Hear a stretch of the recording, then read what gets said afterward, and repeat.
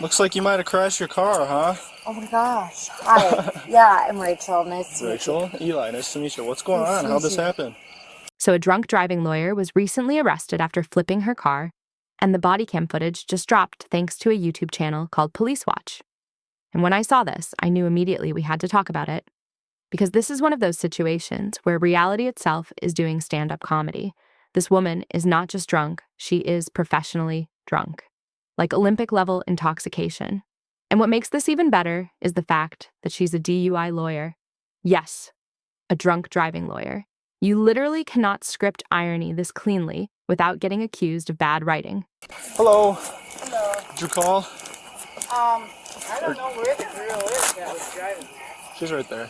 Whose car is this?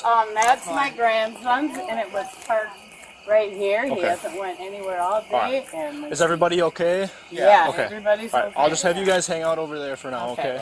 So here's the situation. An intoxicated woman crashes her vehicle into a parked car, flips her own car onto its side, and somehow manages to land it like she's doing stunts in GTA. This thing looks like she ramped off a curb and failed a mission objective. Police arrive on scene, and immediately things start getting weird.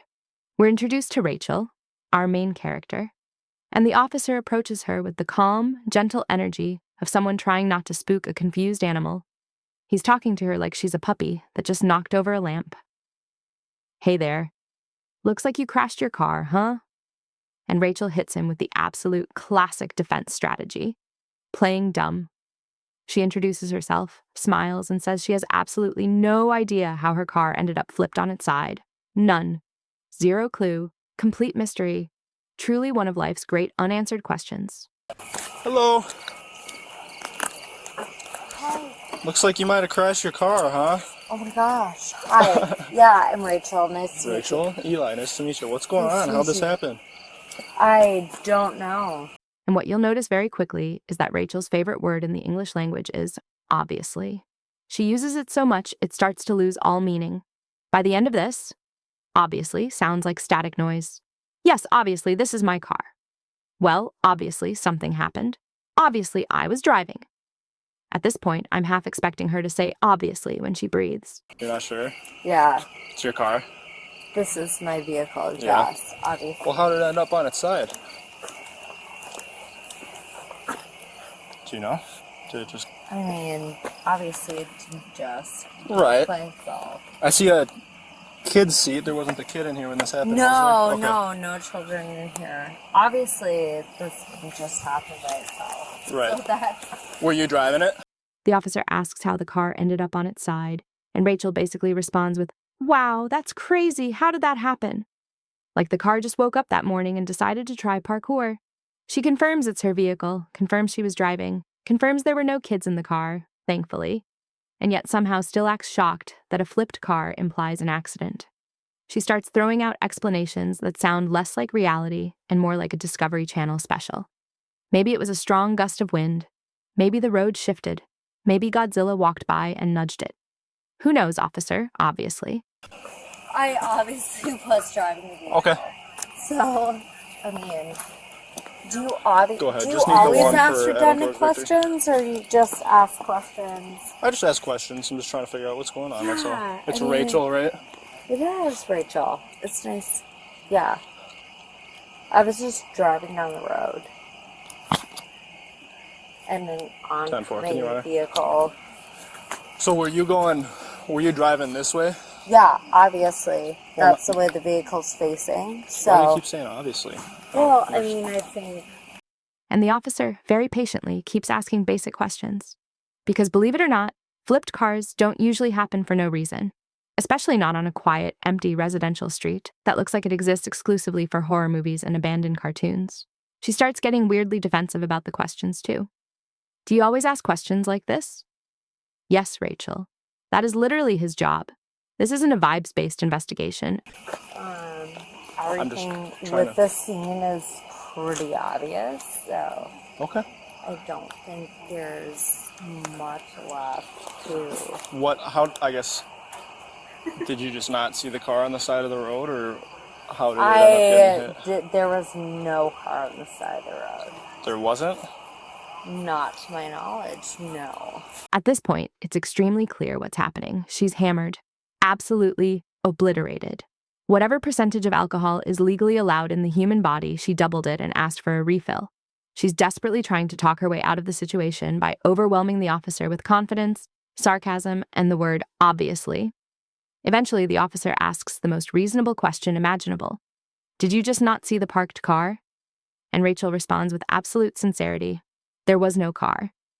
Rachel, the car you hit is still there. It didn't despawn. This isn't a video game.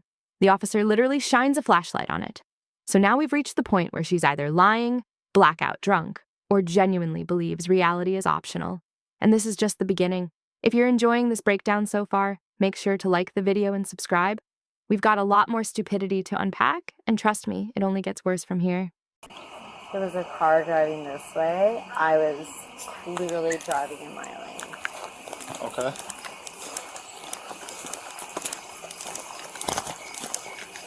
Go ahead.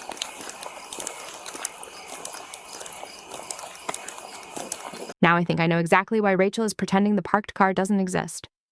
Suddenly, a new story appears. Apparently, there was another car driving, a mysterious phantom vehicle, one that came out of nowhere, ruined everything, and then vanished into the night like Batman. Rachel insists she was clearly in her lane. A model citizen, law-abiding, sober, alert. Basically, a Hallmark commercial for safe driving. According to her, she was doing everything right. And then, boom, things just went catawampus, and somehow her car flipped onto its side. Totally unrelated. Definitely not her fault. Where are you coming from tonight, Rachel? I was coming from my friend's house on the south of town. On south of town? South. Yeah. Okay. Super Was there anyone in the familiar vehicle with you when this No, happened? there was nobody with me, and I can tell you, like, there was obviously, You had anything to drink tonight, Rachel? no, I You haven't. can just be honest with me. The officer walks over to the parked car she very clearly hit, shines a light on it, and Rachel is still sticking to the story, still acting like she followed every rule of the road, but just can't explain why gravity suddenly targeted her specifically. And through all of this, she keeps that same condescending tone, like she's annoyed the officer hasn't figured out her genius defense yet. Then the officer asks where she was coming from. Rachel says she was heading to a friend's house on the south side of town. The delivery is questionable. The confidence is not there. The sentence barely survives the journey out of her mouth. No, I It's not haven't. gonna incriminate you any further or No, anything no, like I know. Nope, no. that? Nothing to drink, huh? Not since 6 p.m. 6 p.m.? So I would Quite a say, few hours, huh? yeah. Like, What did you have at 6? I had what we considered a beer cocktail, Beer I cocktail. guess. How much alcohol would you say is in that? It's a 4%, 4%. And you just had one of them? Yeah, it's just a fun. He asks if anyone else was in the car. No. And then we get to the big question. Have you had anything to drink tonight? Rachel says no. I am convinced. Stone cold sober, case closed. Let's find the criminal who flipped her car while she was driving perfectly. But the officer presses just a little more, asking her to be honest. And suddenly the story changes. Okay, fine. She had something to drink. But not recently. Not since 6 p.m. So that's hours ago, right? Totally irrelevant. The officer asks what she had. Rachel says she had a beer cocktail. A beer cocktail. First of all, what the hell is that?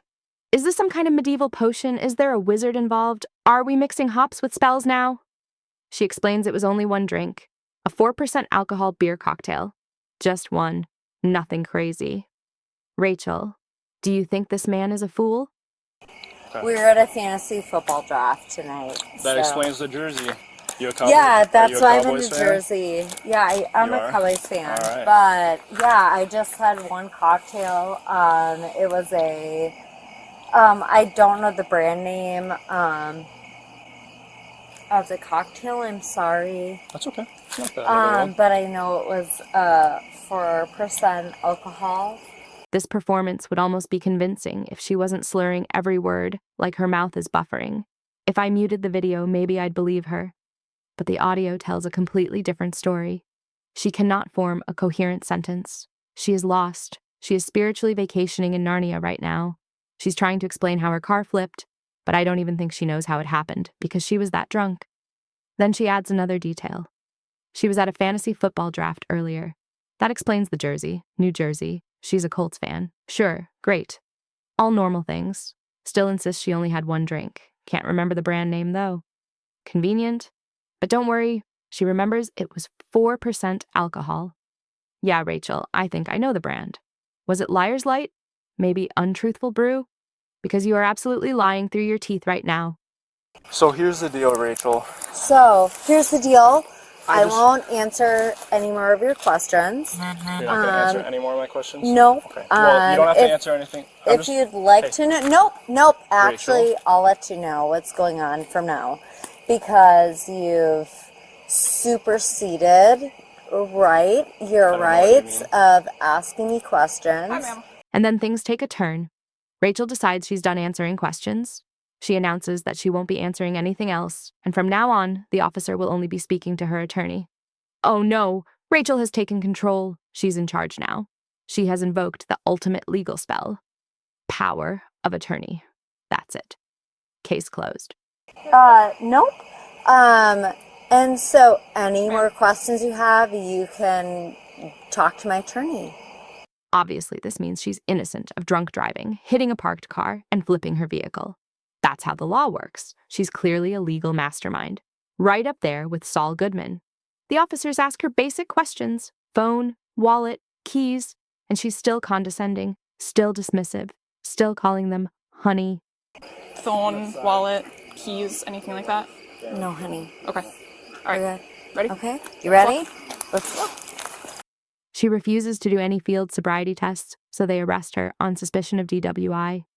And even while being arrested, Rachel manages to stay absolutely insufferable. It's honestly impressive. The consistency, the dedication to being awful. I genuinely wonder what she's like when she's sober. Because if this is drunk Rachel, sober Rachel must be a nightmare. Did you assume I was operating under alcohol, or had you been assured by some sort of test? You just assumed, right? Correct? And is our conversation being recorded? Yes, it is. Yes, it is. Correct? So you assumed I was operating my vehicle. Correct?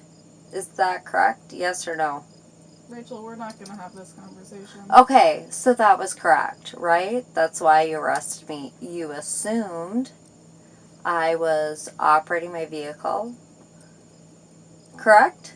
Honestly, this version of Rachel is probably the toned down one. I can only imagine what she's like sober. I'm talking 10 times worse. The kind of person who goes to a Cowboys game and starts beef with every single fan in the stadium. Just walking around, starting arguments, spitting takes, ruining vibes. Anyway, we move into the police interrogation portion. Rachel immediately switches into debate mode. She starts asking the officer if they assumed she was driving under the influence or if they were assured by some sort of test. She keeps repeating it like she's building a gotcha moment. So, you assumed I was operating under alcohol, correct? Yes. And this conversation is being recorded? Yes. So, you assumed I was operating my vehicle under the influence, correct? Rachel, this isn't a courtroom drama. This isn't Law and Order. You're sitting in the back of a police car that smells like regret. I won't talk anymore, dear. You never read me my Miranda rights or told me what I was under the arrest for. So I was looking for some clarification because my Miranda rights were never read, and you also never told me what I was under the arrest for. Do you remember that part? It's a bitch when you arrest a lawyer. She spends a solid chunk of time trying to megamind her way out of this situation. A full Jimmy Neutron brain blast. She's attempting to reverse the interrogation and put the officers on trial. The problem is, she already admitted she was driving. Multiple times. But I'm pretty sure the only thing she consistently remembers at this point is her own name. Everything else is in one ear, out the other. She keeps repeating the same loop. You assumed I was intoxicated. You didn't give me any tests. You just assumed. Yeah, Rachel, because you refused to do the tests. So they're going off the very obvious indicators: slurred speech, confusion, attitude, and the strong smell of alcohol coming off you. I was honestly waiting for her to pull out some truly unhinged defense here, like a secondhand alcohol argument. Oh, the smell of alcohol on my breath? Interesting. Maybe it's because everyone else at the fantasy football party was drinking so much that their alcohol particles entered my mouth through proximity. Second-hand drunk driving. Then she pivots again. Now it's about Miranda rights. She claims they never read her Miranda rights and never told her what she was being arrested for. She keeps repeating this, even though it's all on dash cam. And they very clearly explained it to her earlier. This is where it becomes painfully obvious she cannot stop talking. She keeps doing this bait and switch where she says, "I'm done talking. Talk to my attorney." And then immediately continues talking. Just nonstop word vomit. And then comes the plot twist. Rachel insinuates that she herself is a lawyer. Now listen, I'm not a lawyer. I haven't passed the bar. But somehow that also means I can tell when someone definitely hasn't passed the bar either. And oh brother, she stinks of it. She reeks of fake confidence and Twitter thread law school. This feels like someone who read one viral post titled "How to Get Out of Any Police Interaction" and decided she's now legally unstoppable. We just kind of let you walk into those things. But you didn't read me my Miranda rights, and you also didn't tell me what I was under arrest for. Do you remember that? And the best part was that was all on dash cam footage. I mean, it's okay. We all learn. The worst part is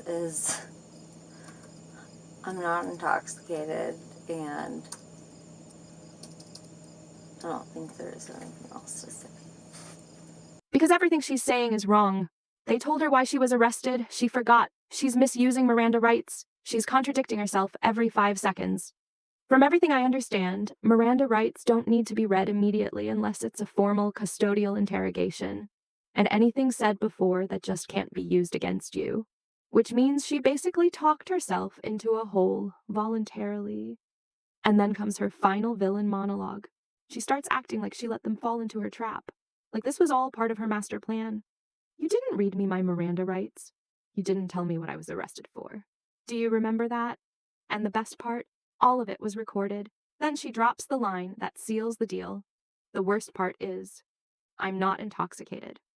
She says this while barely conscious, slurring, forgetting everything, and probably forgetting she flipped her car in the first place. And honestly, that's where it ends. Like I always say, I have absolutely no respect for anyone who drives drunk. Just like cereal deserves milk, drunk drivers deserve to be shamed. That's just how it is. Big L for Rachel. Thankfully, no one was hurt. And yeah, that's really about it.